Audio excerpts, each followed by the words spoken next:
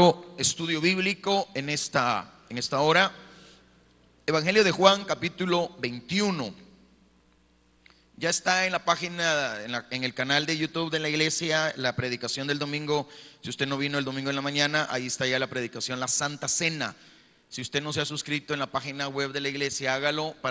También suscríbase al canal para que le estén llegando los avisos de cuando se suben mensajes nuevos en la página de YouTube de la iglesia, y de esa manera usted en su teléfono o su computadora o en su televisor inteligente, usted ya puede sintonizar también el canal de YouTube. Es bien fácil.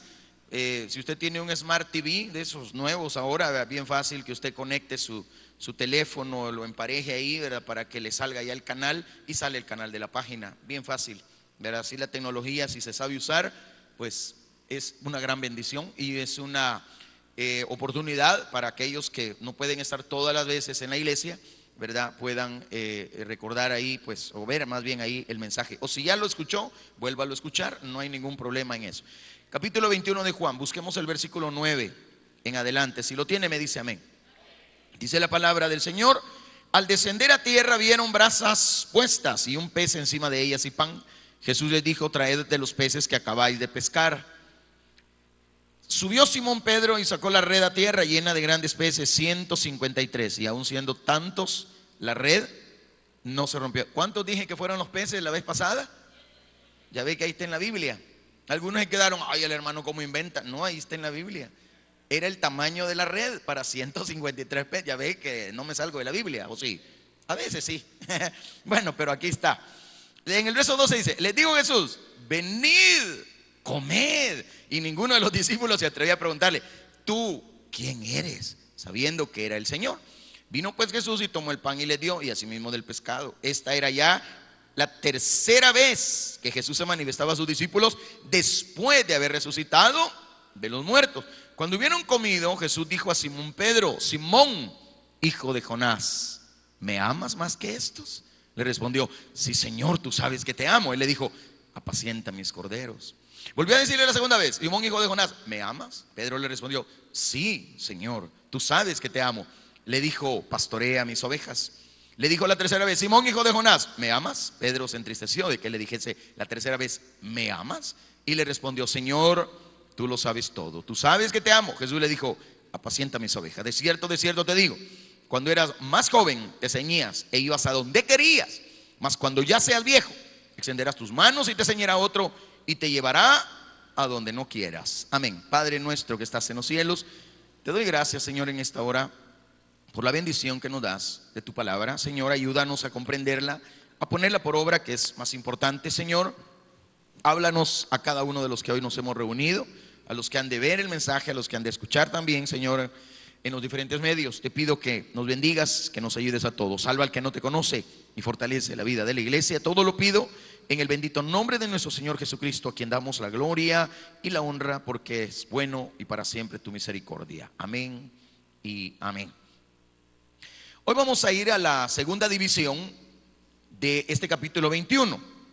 Somos pastores, amemos a Cristo. Ese es el subtema de este, este tema general del capítulo 21, donde somos transformados para servir. Recuérdense que el tema central es transformado para servir. Y la primera división que hicimos de este capítulo fue que somos pescadores de hombres. Hay que obedecer a Cristo. Ahora en nuestra segunda división encontramos que somos pastores, amemos a Cristo. Ahora, obviamente en la iglesia no todos van a ser llamados a pastorear una congregación, pero sí todos somos llamados a pastorear a nuestra familia. ¿Cuántos dicen amén? Es decir, usted me va a decir: hermano, pero yo no soy pastor, yo no dirijo ninguna iglesia. Bueno, pero en tu caso como hombre, o en tu caso como mujer, que eres parte de una familia, tienes a tu cargo ovejas, tienes a tu cargo estudiantes, como les decía yo a los padres el sábado anterior. Usted tiene estudiantes, sus hijos son estudiantes. Ellos necesitan que usted los eduque. Y el maestro o el predicador no debe conocer solo lo que va a predicar, debe conocer a sus ovejas, a sus estudiantes. Porque si no conocemos a los que les estamos predicando, entonces no vamos a conocer de primera mano las necesidades que las personas tienen. Eso yo siempre lo he tenido en cuenta, que uno debe predicar hermano, guiado obviamente bajo la convicción y la orientación del Espíritu Santo. Y el Espíritu Santo lo conoce a usted mejor de lo que yo lo conozco. Entonces, cuando Él revela su palabra, es porque como Él lo conoce bien a usted, y yo soy parte también de este rebaño que también pastoreo, entonces yo debo conocer las necesidades del pueblo, ¿verdad? O sea, no hablo de necesidades solamente financieras, sino necesidades espirituales. Entonces, lo que vemos en este versículo 9 en adelante es que Jesús recibió a los discípulos en la playa, en donde ya les tenía el desayuno preparado.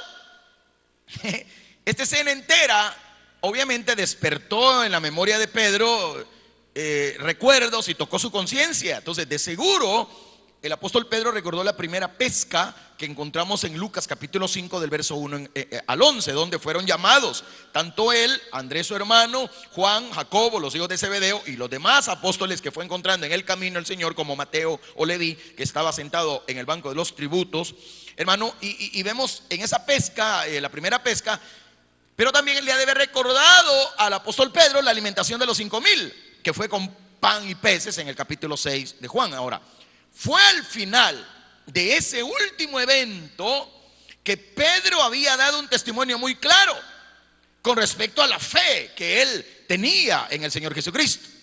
Dice Juan 6, 66 al 71. Desde entonces muchos de sus discípulos volvieron atrás y ya no andaban con él. Dijo entonces Jesús a los 12: ¿queréis acaso iros también vosotros?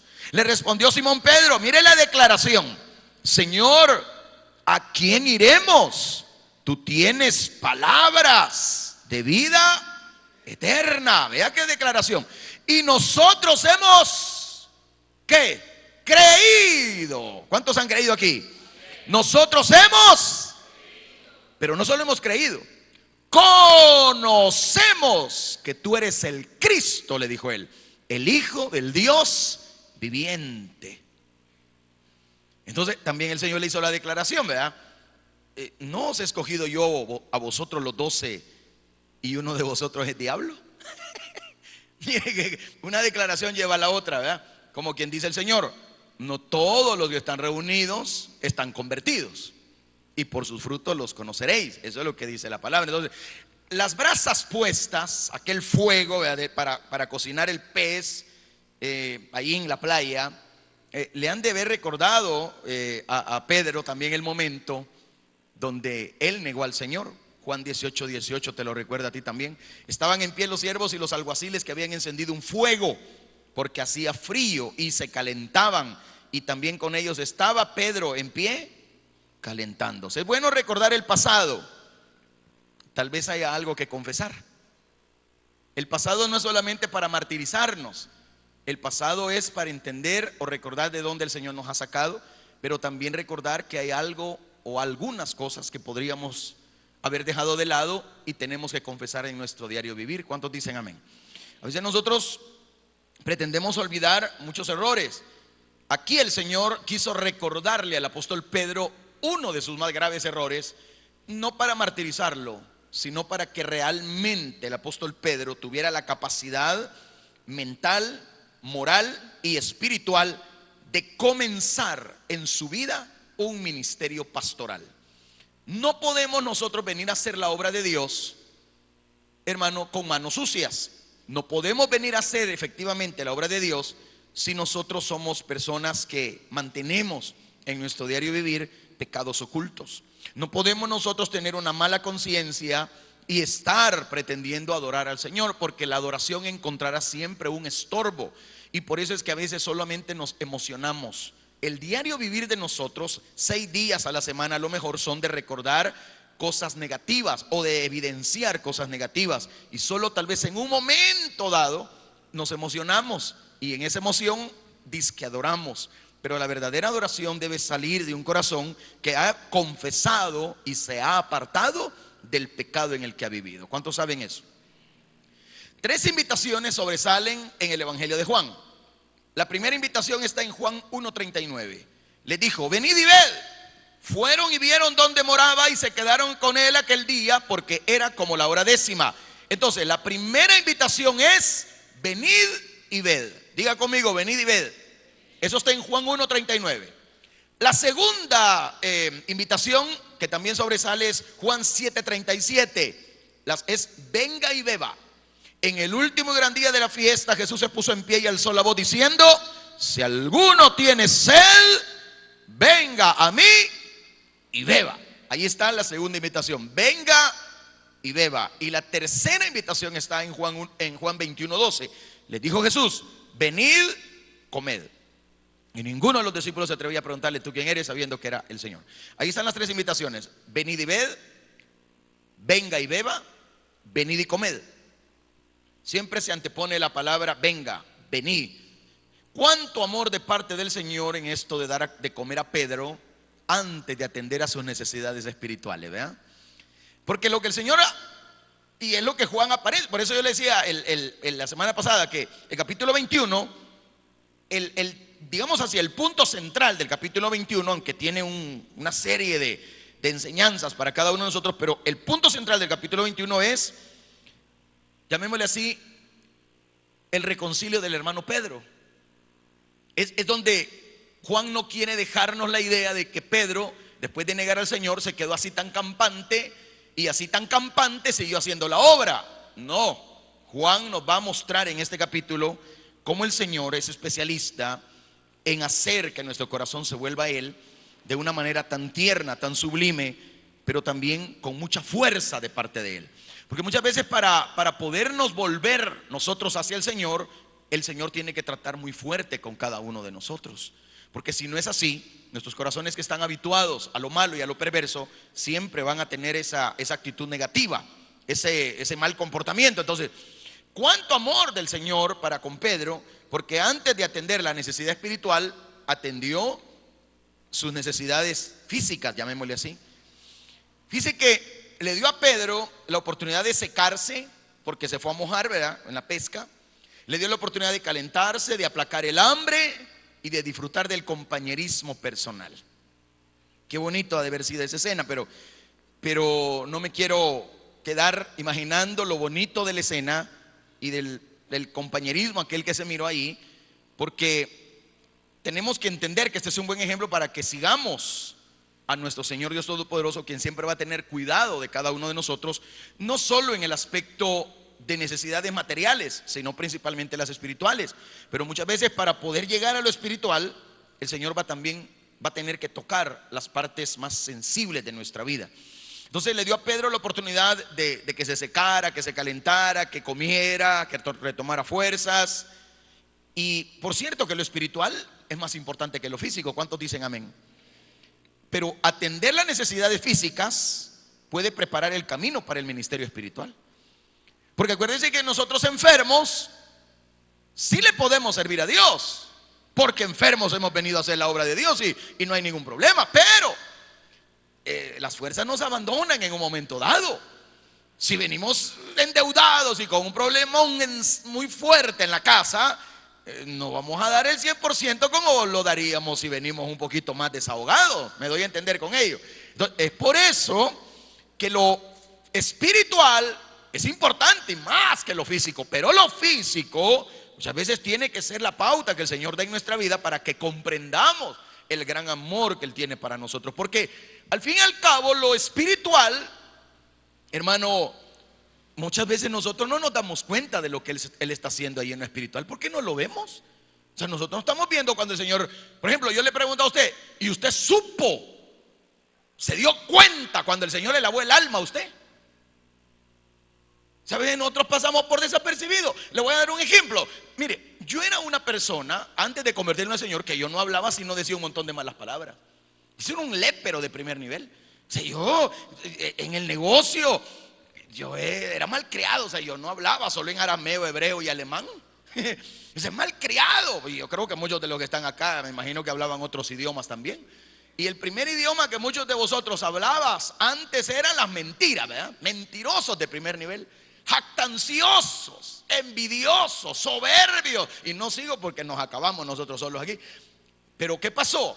Cuando yo recuerdo, me convierto a Cristo un 2 de enero del año 2000, yo no me di cuenta, pero yo empecé a cambiar mi lenguaje. Y no fue algo que yo me propuse, A mí no me preocupaban las malas palabras, como a veces sucede, que uno tiene un montón de pecados y uno no le da importancia a lo malo que está haciendo, solo le da importancia tal vez a lo más escandaloso. ¿Me entiende lo que digo?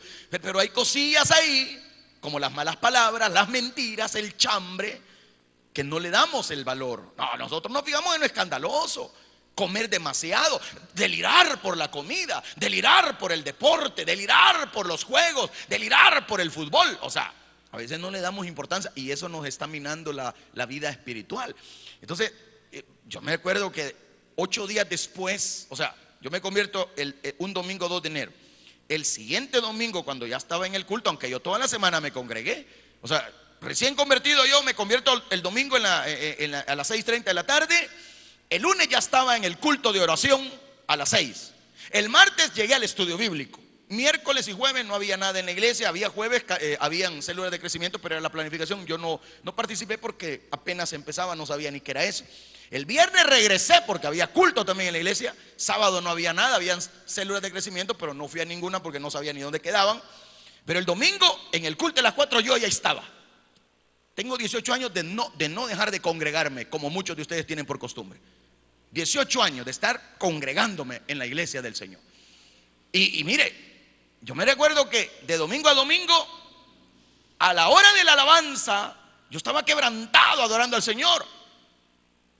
Y de repente siento en mi corazón así como que el Señor me hablaba y me dijo: Eduardo, ¿ya te diste cuenta de algo?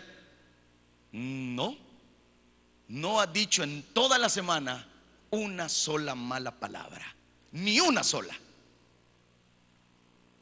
Mire, empecé a llorar más porque me di cuenta de algo que no hice por mis propios esfuerzos, sino que fue obra y gracia del Espíritu Santo. ¿Sí? Habían otras cosas que me costaban. Bueno, el hablar mal era algo que porque uno ama hablar mal. O sea, uno antes de conocer a Cristo, uno lépero, cochino para hablar, etc. O sea, uno como que ama eso que hace. Entonces, pero habían otras cosas que, como le digo, eran como más evidentes que yo me di cuenta. Y fue cuando el Señor me dijo un día: mira, toda esa música que tenés ahí al piricuaco ese de Michael Jackson, tenés a esos peludos de los Beatles, tenés a ese Leo Dan, tenés a Julio Iglesias, tenés a todos esos léperos que tenés ahí, a ese tu mentado Sol de México, a ese tu Luis Miguel. Agarrá todo eso y andá a regalarlo, andá a venderlo. O sea, mirá qué hace con eso. Entonces, incluso antes de convertirnos a Cristo, yo ya no oía esa música, ya solo oía radios cristianas y ya solo era alabanzas. Y en esa época, los que se acuerdan de los cassettes, ¿verdad? Y empecé ahí a piratear cassettes. Y entonces de repente agarré unas cajas y empecé a meter todos los CDs, porque había un muchacho allá por mi negocio que me dijo: mira, me dijo, yo te compro toda la música que tenés. Si ya no la vas a oír, vendémela a mí. Y todas las películas que tengas, dámelas a mí, yo me las llevo. Y entonces me acuerdo yo que gran caja que empecé a meter toda la música y empiezo a llorar.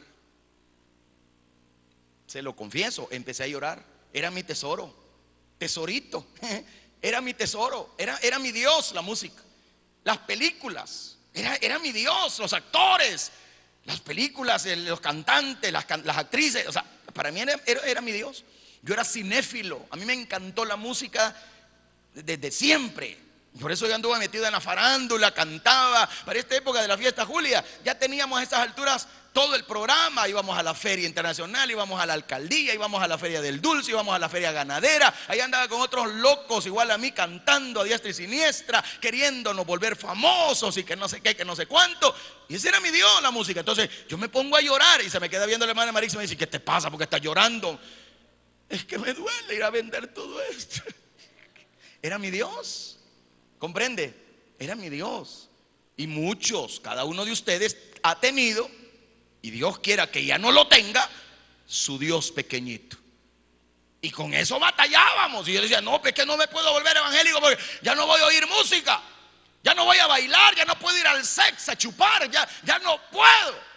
Y yo no era ni bolo, pues, pero de repente para ir a bailar salsa, a las verbenas que venía la orquesta no sé qué, que la orquesta aquí, que allá. Y esa era mi vida, malgastar el dinero que tanto me costaba ganar. Entonces llegó el momento en que el Señor me confronta: pero hermano, se puede desprender uno tan fácil, aunque de repente hay cosas que duelen más, pero tan fácil cuando uno verdaderamente ama a su Señor. Cuando uno ama al Señor, uno no pone peros, uno cambia porque cambia. ¿Por qué? Porque el Señor nos hizo nuevas criaturas, ¿sí o no? Errores hay, que vamos a luchar con algo, pero no va a venir Cristo y nos va a ir toda la vida diciendo: es que yo soy débil. Así te vas a ir, pues. Va a sonar la trompeta y vos todavía haciendo y deshaciendo, y porque como sos débil. No, Señor, dice la palabra que no nos dieron espíritu de cobardía, sino de amor y dominio propio. Las cosas viejas ya pasaron, porque juntamente con Cristo estamos crucificados. Ya no vivo yo, mas vive Cristo en mí, dice la palabra. ¿Cuántos dicen amén? Entonces, en las invitaciones del Señor dice: venid y ved, vengan y desen cuenta de quién soy yo. Vean que todos los ídolos que ustedes han tenido no han sido nada, porque el único Dios verdadero es al que ahora nosotros seguimos. Vengan y beban, dice el Señor. Es decir, no estén tomando nada del mundo, porque todo lo tenemos en Él. Venid y comed, vengan, coman de mí, tomen de mí, dijo el Señor a través del profeta Isaías. Beban vino, leche, cosas maravillosas. ¿Por qué? Porque lo que Dios otorga son bendiciones eternas.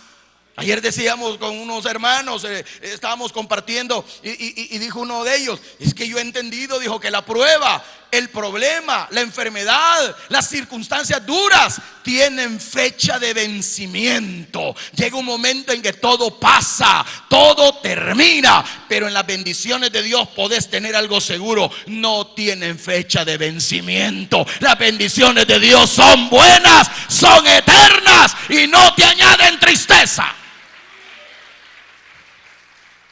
Por eso el Señor, hermano, no hace tanto énfasis en el alma como para descuidar el cuerpo. También tiene cuidado de lo que comes, también tiene cuidado de lo que vestís, de lo que calzás. Tiene cuidado de tu salud.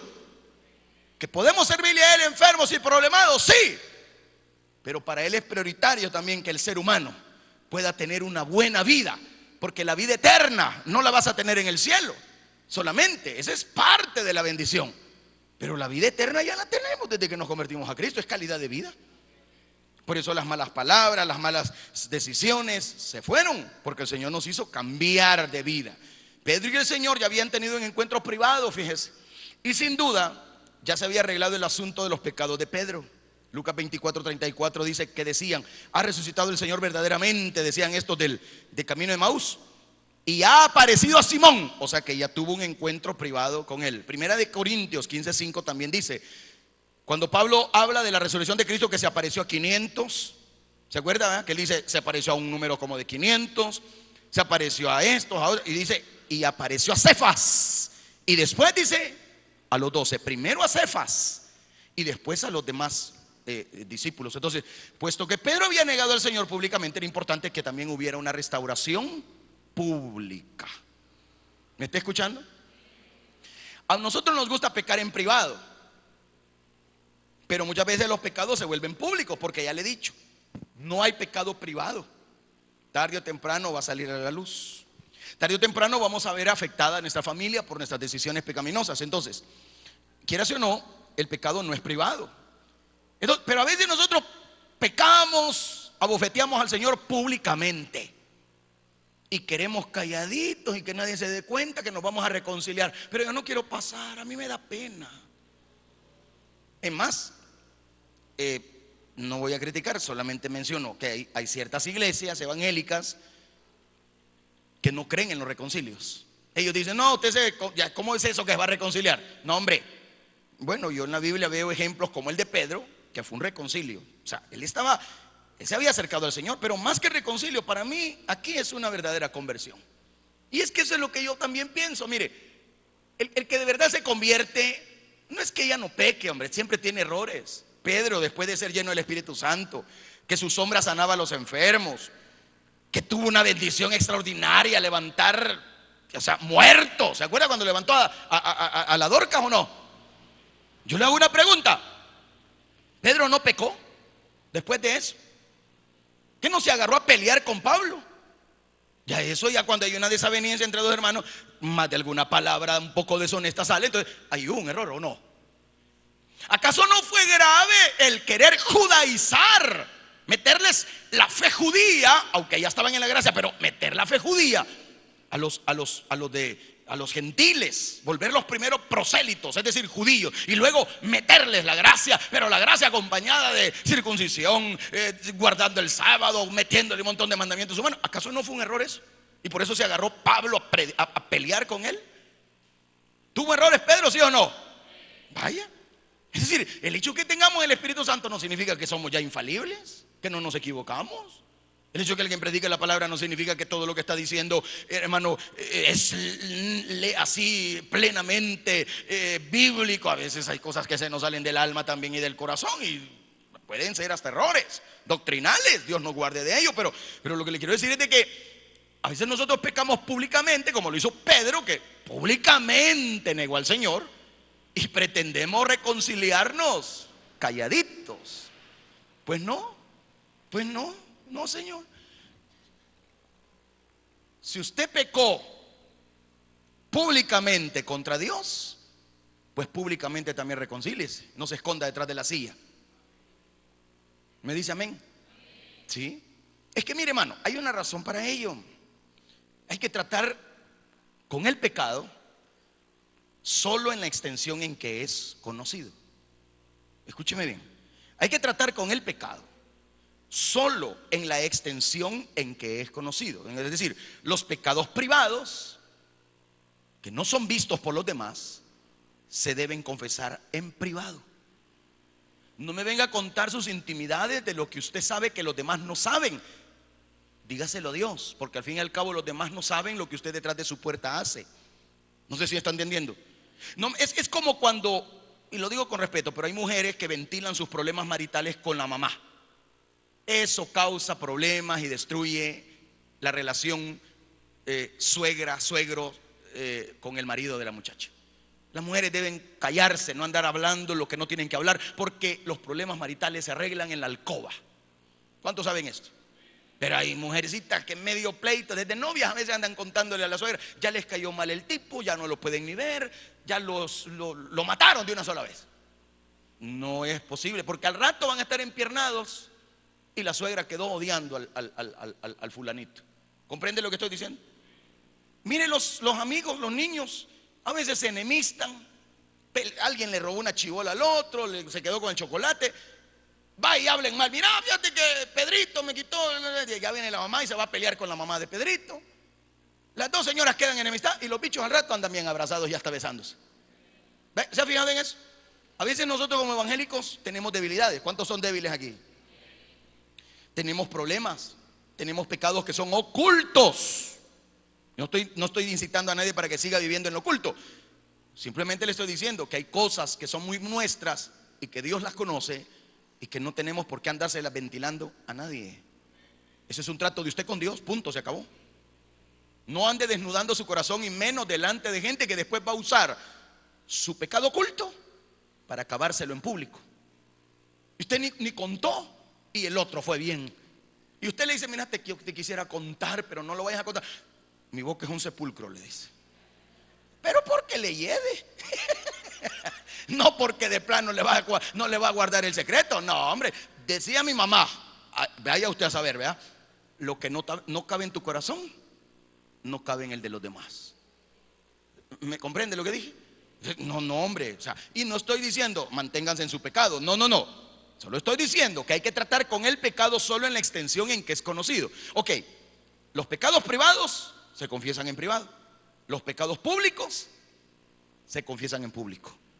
Así como fui bueno para avergonzar al Señor, ahora tengo que ser bueno para levantarme con su poder y su gracia y que los demás sepan que caí, que fallé, pero que tengo la gracia y la capacidad que Él me ha dado para volverme a levantar y decirle a los demás que la causa no está perdida porque el Señor está con nosotros. Para eso es que uno confiesa su pecado. Para eso es que uno se aparta del pecado. Por eso, hermano amado, puesto que Pedro negó al Señor 3 veces, se dice que Jesús le hace 3 preguntas personales. también le animó dándole una comisión. Y aquí viene lo maravilloso. Le da una comisión triple que restauró a Pedro al ministerio. El asunto clave es el amor de Pedro por el Señor Jesucristo. Y debe ser un asunto clave para nosotros hoy. O sea, pero ¿qué quiso decir el Señor con la frase me amas? Pero principalmente, ¿más que estos? Y esa es una pregunta que tenemos que hacérnosla. Más que estos. ¿Acaso estaba preguntando, ¿me amas más que amas a estos otros hombres? ¿Me amas a mí más que lo que amas a ellos? No es probable, porque eso hubiera creado un problema entre los discípulos. Todos amaban al Señor Jesús con amor supremo. De eso no tengo duda yo, aunque no siempre le obedecieron completamente, pero es igual que nosotros. Usted ama al Señor, pero usted no le obedece completamente, pero lo ama. Yo lo amo a Él. Yo amo a mi Señor y estoy convencido del amor que yo tengo para Él, pero le he fallado, pero no le obedezco 100%. Siempre hay errores en mi vida y eso lo confieso porque a mí no me da pena decirlo, porque Él me conoce y, como digo, públicamente he fallado, públicamente también se lo digo a usted, porque no obedecemos 100% a Dios.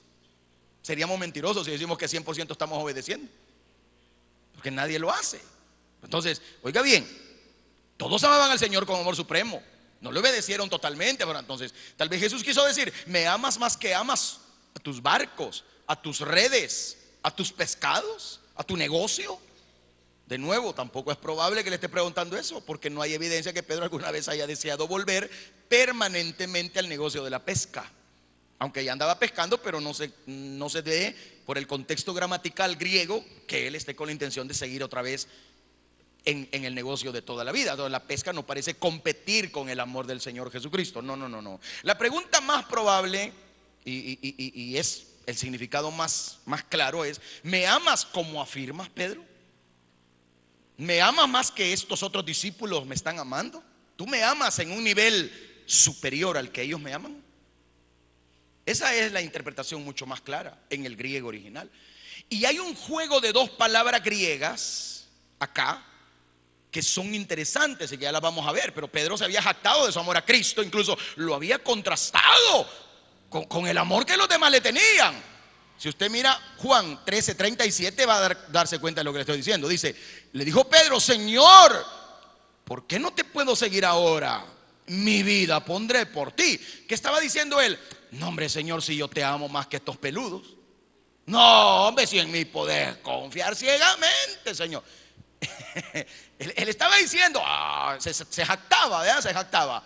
Mateo 26:33. Respondiendo Pedro dijo, aunque todos se escandalicen de ti, yo nunca me escandalizaré. Terminó negándolo. ¿Sí o no? Así que él estaba queriéndose hacer más que los demás. Por eso es que ahora el Señor, para poderlo volver al ministerio, tenía que bajarlo de la nube en que andaba.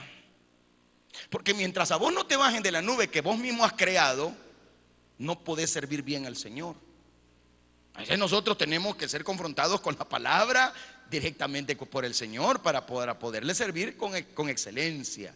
Porque si no nos recuerda a Él que somos de carne y hueso, como se lo recordó a Pedro cuando Pablo le ruega 3 veces al Señor, quite el aguijón en mi carne, y el Señor le dijo, ¿qué le dijo él? Porque mi poder se perfecciona, ¿dónde? En tu problema, en tu debilidad. O sea, yo no quiero que nadie venga a competir con mi santidad, dice el Señor. Yo no quiero que nadie venga a competir con el poder que yo tengo, porque nadie tiene el poder que el Señor tiene. Aunque hablamos aquí de gloria, y aunque percibimos la gloria de Él, la majestad, la belleza, la santidad, lo sublime, la gracia maravillosa del Señor, como lo aprendíamos anoche, nadie de los que estamos acá gozamos de la autoridad que Él goza, ni el poder que Él tiene, ni la santidad que inundan su trono de gloria. Nadie. Por eso es que cuando Isaías contempló a esa divinidad y no lo vio realmente al Señor en pleno, en su plenitud, porque si no se hubiera muerto, él de una sola vez confesó, ¡ay de mí porque soy muerto! Porque han visto mis ojos al Señor. ¿Se da cuenta? Y a veces nosotros decimos, que aquí Popeye me dicen a mí. No, hay más que indicios, oiga bien, en estas afirmaciones jactanciosas de que Pedro pensaba que amaba al Señor más de lo que los otros discípulos lo amaban. Muchos comentarios señalan que en esa conversación se usan dos palabras diferentes para amar, como le acabo de decir, y es que, por ejemplo, en sus preguntas de Juan 21, vea los dos versículos, 15 y 16, véalo. Vea usted, 15 y 16. Cuando hubieron comido, Jesús dijo a Simón Pedro: Simón, hijo de Jonás, ¿me amas más que estos? ¿Ya lo leyó? Le respondió: sí, Señor, tú sabes que te amo. Él le dijo: apacienta mis corderos. Ok. En el verso 16 volvió a decirle la segunda vez: Simón, hijo de Jonás, ¿me amas? Oiga bien, la palabra me amas o el verbo amas que el Señor hace es la palabra ágape, el amor sublime, el amor perfecto. Pero la respuesta de Pedro no es sí, agapeo, es decir, sí te amo con un amor ágape. Él estaba diciendo: sí te amo con un amor fileo. Esa es la palabra que él está usando. Vea, o sea, lo que la plática que se da acá, es decir, la intención con la que Pedro responde no es con la intención: mi amor es perfecto para ti. No, mi amor es el de camaradería. Porque fileo, el amor filial, es esto, el amor de camaradería entre hermanos, entre seres que nos amamos y nos respetamos, pero que nuestro amor no llega a tanta pulcritud ni a tanta santidad, porque todavía hablamos unos de otros. Y cuando hablamos unos de otros, todavía no hemos llegado al amor ágape, apenas estamos en el amor filial. Y algunos andan por el amor erótico, que es el de parejas, ¿verdad? Pero a veces hasta en las iglesias se da el amor erótico. Andamos viendo lo que no tenemos que ver, andamos consiguiendo lo que no tenemos que conseguir. Entonces ese es el problema. Entonces, oiga bien, en las preguntas de Juan 21, 15 y 16, tómale en cuenta, nuestro Señor usó ágape, la palabra griega para el amor más elevado. El amor ágape es el amor que llega hasta el sacrificio, al amor divino. Ese es el amor divino. Entonces yo pregunto, ¿Pedro dio su vida por el Señor? En un principio no, pero después, cuando se cumple la palabra: cuando eras joven ibas donde querías, pero cuando seas viejo te tomará de la mano y te llevará donde no querás, haciendo referencia a cómo lo iban a matar. Ahí sí dio su vida por el Señor. Ahí sí ya tuvo un amor ágape. Es que el amor ágape es el que te hace renunciar a todo lo que te hace feliz, pero que no glorifica a Dios. Es que hay cosas que nosotros decimos: es que esto me hace feliz, es que esto me hace sentir valioso. Pero si no se glorifica a Dios con ello, entonces eso no es correcto. No sé si me doy a entender. Pensemos en los inconversos. Ellos son felices fumando. ¿Glorifica eso a Dios? Ellos son felices bailando. ¿Glorifica eso a Dios? ¿Vaya? El cristiano dice: yo amo al Señor con toda mi fuerza, pero su tiempo no es el tiempo de Dios. Ah, no, mi reloj dice que todavía no tengo que estar en la iglesia.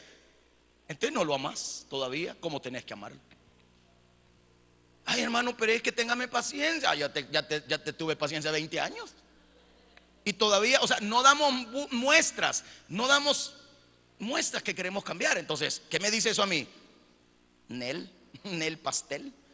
Entonces, por eso hay que entender, la palabra griega ágape es la que el Señor pregunta. Pedro siempre usó la palabra fileo, que es un amor de amigo a amigo, cariño por otro cariño.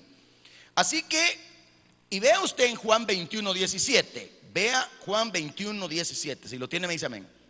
Dijo la tercera vez: Simón, hijo de Jonás, ¿me amas? El griego aquí ya no usó el Señor ágape, aquí ya él usó fileo. Aquí ya no dice ágape o agapeo, aquí dijo él: Pedro, fileo. Ya no dijo ágape.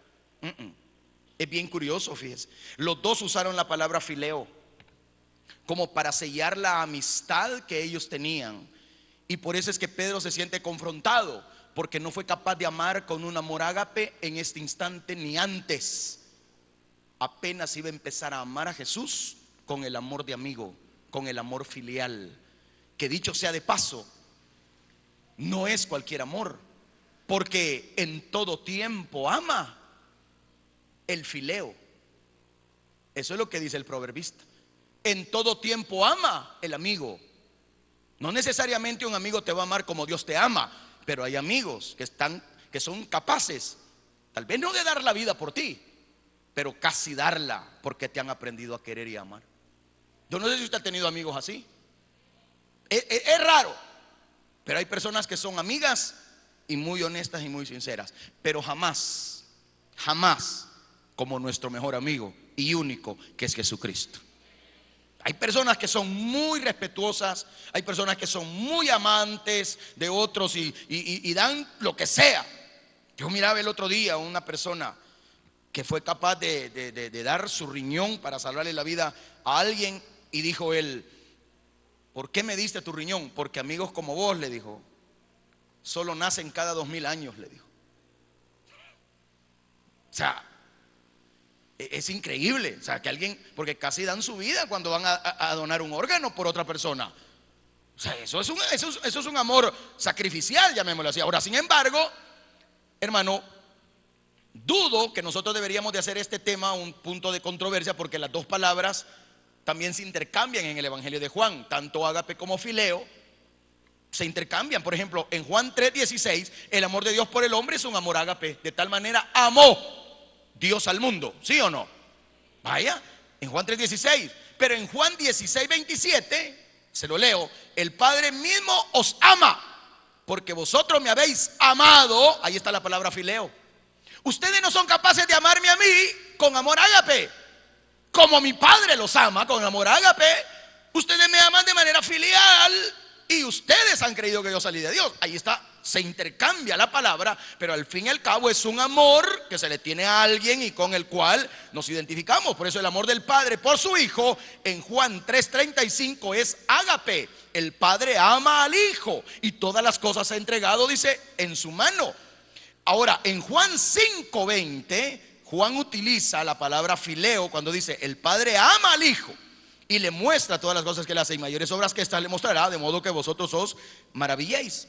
En otras palabras, el Padre no es que no ame con ágape a su Hijo, por supuesto, pero lo que quiso decir en Juan 5:20 es lo siguiente: el Padre ama con un amor tan cercano como amigo a su Hijo, porque lo tiene tan cerca de su corazón. Y eso también es intercambiable, puede ser ágape, puede ser fileo, y llega a ser lo mismo. Por eso los creyentes debemos de amarnos unos a otros. En Juan 13:34, el amor es ágape. Un mandamiento nuevo doy, dijo el Señor: que os améis unos a otros, como yo os he amado, que también os améis unos a otros. Y en Juan 15:19, hermano amado, el amor es fileo. Si fueras del mundo, el mundo amaría lo suyo, tendría filiación. Pero porque no soy del mundo, antes yo os elegí del mundo, por eso el mundo os aborrece. No tiene filiación contigo el mundo. No se lleva bien contigo porque tú eres luz y el mundo es tinieblas. Parece que Juan usaba estas dos palabras como sinónimas, por sutiles que hubieran las distinciones entre ellas. Antes de juzgar a Pedro nosotros tan severamente, hay que considerar dos cosas. Cuando respondió a las dos primeras preguntas, Pedro sí afirmó su amor por el Señor, fileo o ágape, pero él afirmó su amor. Sí, Señor. El hecho de que Pedro haya usado fileo no niega su asentimiento de corazón al uso de ágape. Es decir: Señor, como humano yo te amo filialmente, porque no he llegado a la plenitud de poderte amar sin pecado. Porque por el pecado que nosotros tenemos, por muy honestos y sinceros que queramos ser, siempre le fallamos al que tenemos a la par. Pero Dios no pone en duda el amor que vos le tenés a Él, porque si Él pusiera en duda tu amor, Él no te hubiera perdonado a ti. Tú aprendiste a amarlo a Él, pero porque Él te dio el ejemplo del amor más sublime, el amor ágape, que sobrepasa todo entendimiento. No sé si entiende lo que digo. Entonces, aunque tu amor no es perfecto, Él no lo deja de lado. ¿Por qué te habla? ¿Por qué manda sus vasos a ministrarte? Porque siempre el Señor responde, aunque a veces tarda, como tú piensas o tú crees, pero siempre te responde. Porque a pesar de tu pecado, Dios siempre sigue amándote y mostrándote su mano amiga. ¿Por qué? Porque si tu amor muchas veces es hipócrita para los demás y fiel y honesto para él. Al mismo tiempo Dios considera tu amor por el otro y para él en el mismo nivel, porque tú eres un humano imperfecto, lleno de placeres, de pecados, de desavenencias, y aún así él te amó con el amor más sublime. Y la comparación tal vez no es tan adecuada, porque como humanos fallamos, pero el Señor dijo: si vosotros siendo malos sabéis dar buenas dádivas a vuestros hijos, ¿cuánto más vuestro Padre que está en los cielos no os dará el Espíritu Santo si vosotros se los pedís?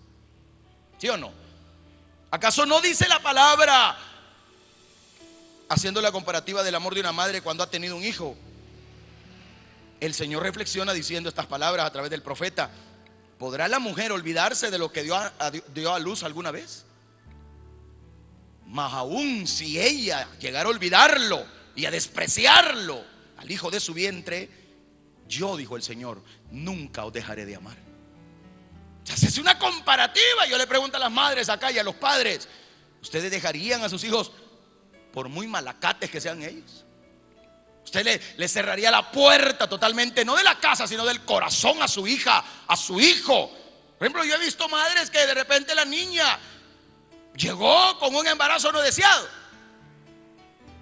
Claro, la reacción del papá, de la mamá es, o sea, de desastre, tristeza, decepción, etcétera. Pero no la echan a la calle. No la echan a la calle. Y cuando ya ven nacer a su nieto, lo aman, lo ven con ojos lindos y es el mejor nieto que ha nacido, pues. Porque su amor, que no es perfecto pero genuino, hace que ame a su hija. Y aunque los errores hayan sido grandes, y aunque ese muchacho haya dicho y esa muchacha hayan dicho palabras hirientes al corazón de una madre o de un padre, el padre y la madre siguen amando a sus hijos.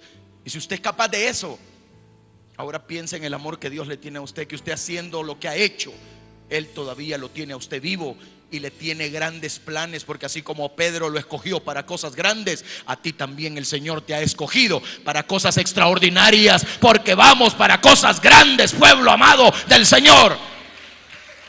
Tú y yo vamos hacia cosas grandes y sublimes.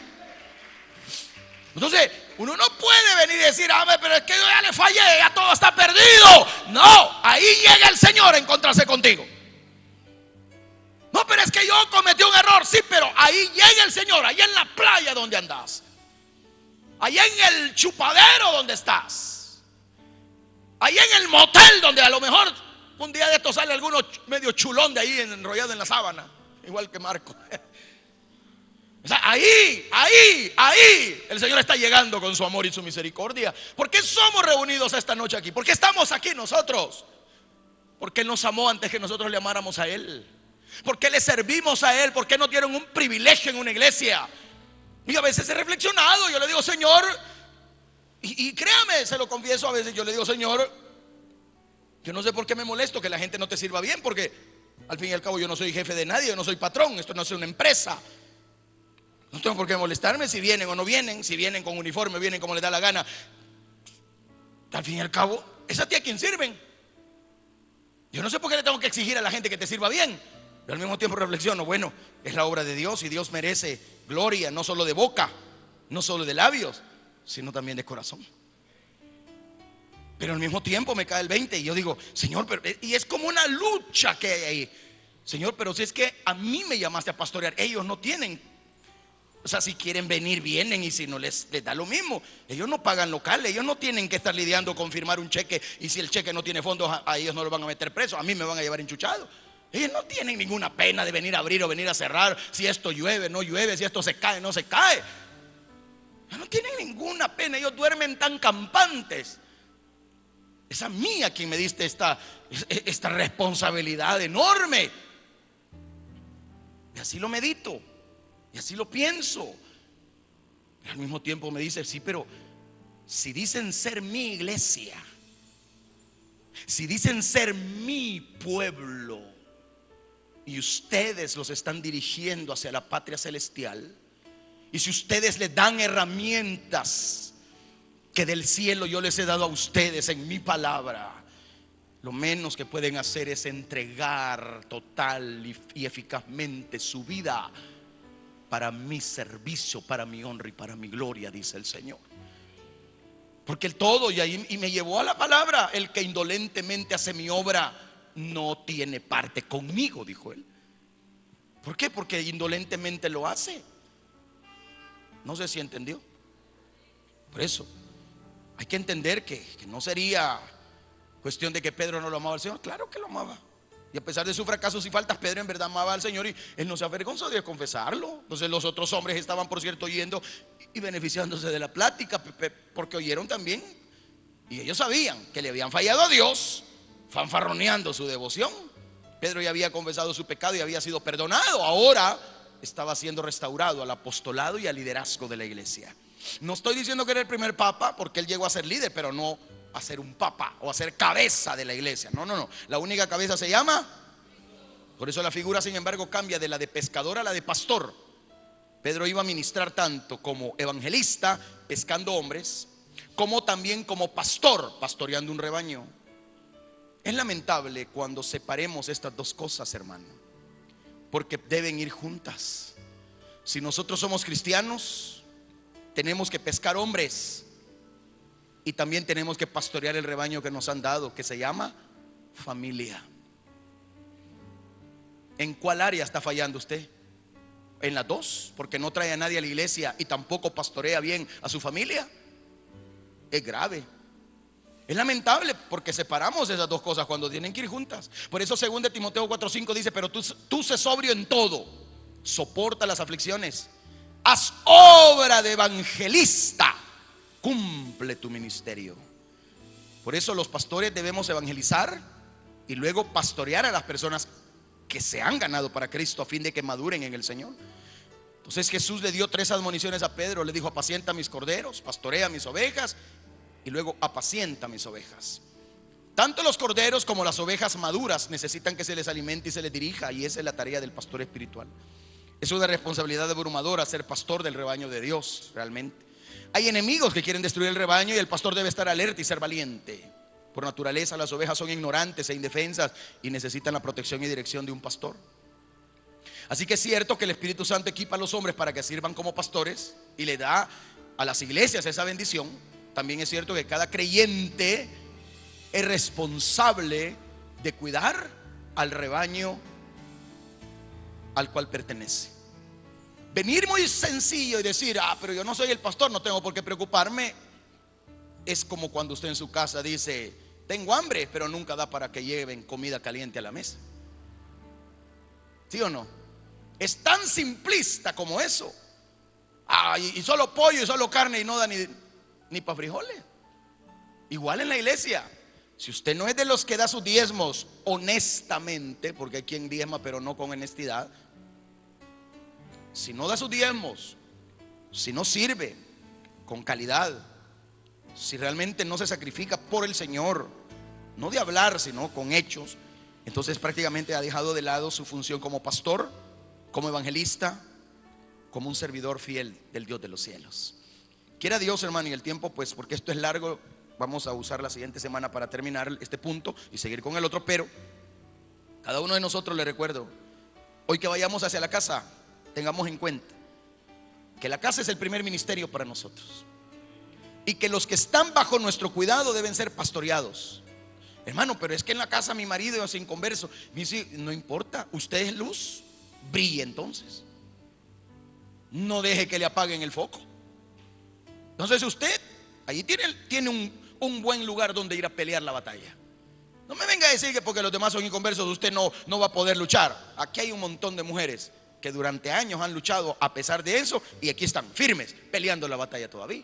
Y aquí hay hombres que también pueden tener mujeres inconversas, hijos que son terribles, pero están peleando la buena batalla, y a eso nos llamó el Señor. Por eso el apóstol Pablo me encanta cuando, ya despidiéndose de Timoteo y despidiéndose del globo terráqueo para irse a la presencia del Señor, dijo estas palabras: he peleado la buena batalla. He peleado, sí, pero también ¿qué? He guardado, porque la batalla la podemos estar luchando, pero a veces la fe empieza a irse. Y lo primero es, ya no voy a venir a la iglesia, me voy a cambiar de congregación, allá me predican más bonito. Bueno, ojalá que la fe que una vez nació en su corazón aquí, donde usted se convirtió, permanezca y prevalezca ante cualquier circunstancia dañina de la vida. Porque es muy fácil solo cambiarse de una iglesia, pero es principal y más lógico pensar que es mejor cambiar aquí adentro que cambiarme de congregación o cambiarme de silla. Claro, cambiarme de iglesia es muy sencillo, cualquier loco lo hace, perdone. El problema es cambiar aquí adentro. Aquí está el punto.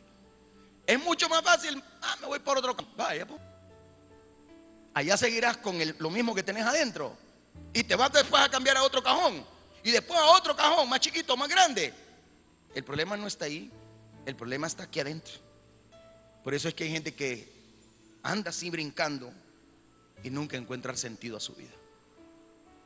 Mis queridos Pedros, si ustedes negaron al Señor un día, es tiempo que sean confrontados por Él una vez más, para que realmente se vuelva su vida un altar para el Señor.